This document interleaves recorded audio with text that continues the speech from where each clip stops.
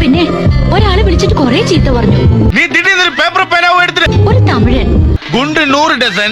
എന്താ ഗുണ്ട് 100 അമിട്ട് 100. ഞാൻ എനിക്ക് അറിയാവുന്ന ഭാഷയിലൊക്കെ സമാധാനിപ്പിച്ചു. എന്നിട്ട് അയാള് ചോദിക്കാ, നിന്റെ തലയ്ക്ക് വല്ല അസുഖമുണ്ടോ? ഇന്ത മാതിരി പേസറതുക്ക് നീ ആരാടീന്ന്.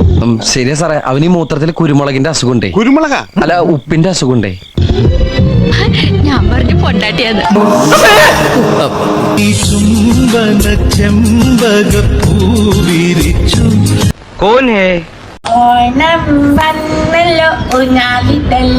തലക്ക് വെളിവില്ലാത്ത ഒരേ ഒരു പെങ്ങളല്ലാതെ നിനക്കുള്ളൂ. ഓണിമറിഞ്ഞല്ലോ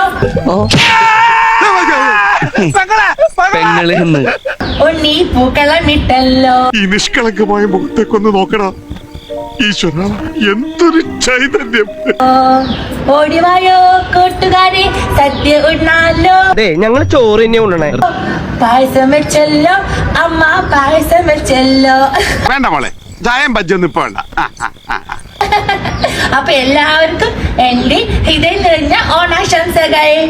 ഇനി സ്റ്റെപ്പ് വിട്ടോള് പുറത്തിറങ്ങിയ അകത്താകുന്ന നിങ്ങൾ രണ്ടുപേരും ആയിരിക്കും. ചമ്മന്തി ആയിക്കളെ ഞാൻ.